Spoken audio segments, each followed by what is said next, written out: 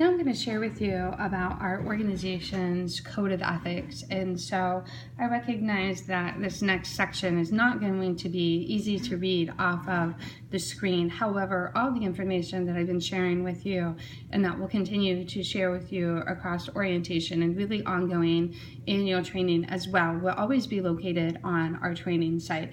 And so if you go at this point in time to the orientation information tab, we're going to scroll down to where it says Code of Ethics. And so this is the document that I'm referencing as I talk through this with you.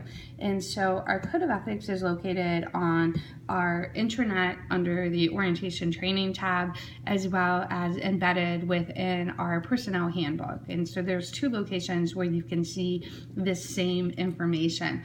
And so our code of ethics really guides our organization in decision making and how, as an organization, we choose to uphold our values. So it's broken down into sections. The first section contained within the Code of Ethics is business. And so as we look at our business practices, we want to ensure that our organization is conducting business that is professional, with truth, accuracy, fairness, and a responsibility to the public. And so we're not going to provide services that are not needed. We're going to ensure that we're a community partner, a community member, that we're involved and active in the community. We're going to be respectful towards other organizations. And if somebody wants information about our organization, we're going to share it.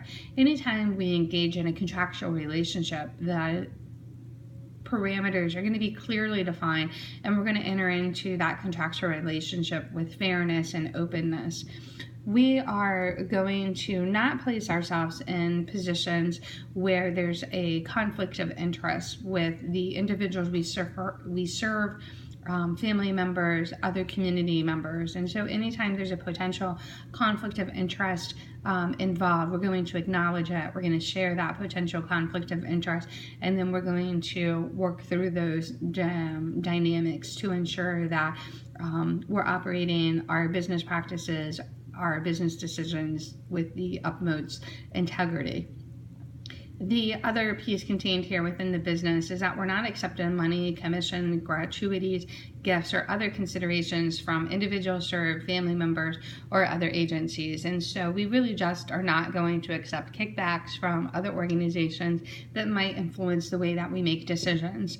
Now, when we start thinking about taking things from individuals that we support, it really uses some requirement for judgment. If I am supporting somebody and we go to a restaurant, I would absolutely never ever allow them to buy me a glass of iced tea, buy dinner for me.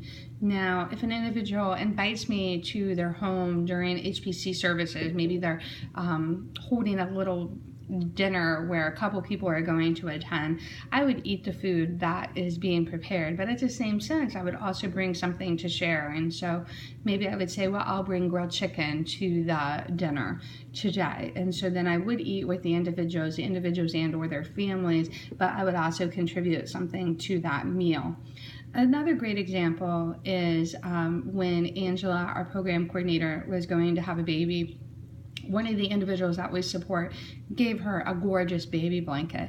Now, recognizing the fact that the baby blanket was probably valued at greater than $25, we would traditionally not accept a gift of that value from an individual, but it was made with love for Angela and her new baby. And so we communicated that information to the service coordinators, the SSA director, to let them know that we were accepting this gift. It's always best in these types of situations that we over communicate. And so if you're assisting somebody and they decide to clean out their closet and you're going to take some of their clothes that no longer fit to Goodwill, absolutely great time to complete FYI in our documentation system. That'll just give us an opportunity that we can shoot off an email to the SSA team to let them know what might have happened with their clothes or excess belongings. when we look at service delivery, we're really trying to fulfill our mission with everything that we do, and that's just helping people have better lives. We will advocate for the protection of rights of persons with disabilities.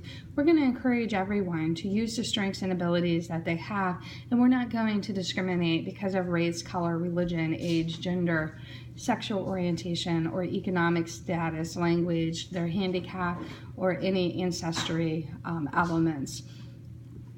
Our professional requirements are very in-depth around documentation.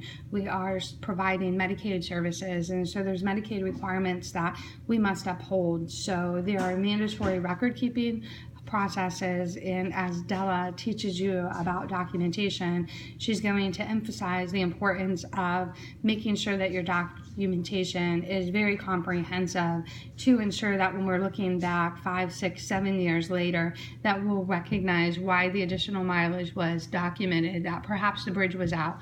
That additional due diligence in your documentation is critical, because the reality is you may not be with our organization when we go through a Medicaid audit, and so it's critically important that the documentation can stand alone. You're also a mandated reporter by being with our organizations, and so even if you're not on the clock and you're at Walmart and you see something happen to an individual with a developmental disability, you are a mandated reporter, and you do have to report that even if you're not on the clock. We also have to set professional boundaries, and we have to recognize the fact that we are in a paid relationship. This is a paid relationship. This is not a friendship, and so we need to act accordingly. Under the human resources section, one of my favorite elements contained within it is just that we are going to treat everybody with love, dignity, and respect, and promote the absolute best use of their skills. And that's for individuals served as well as staff members. We want to give everybody an opportunity to develop their skills and their abilities, and to use those skills and abilities to better our community, to better our organization, to better people's lives. Our business marketing, we really want to do what we say and say what we do. And so when we're making decisions regarding service expansion, collaboration, and affiliation, it's always with consistency to our mission. We want to be a good citizen, a good corporate citizen within our communities, and we want to be very sensitive, recognizing that the decisions that we make impact the community.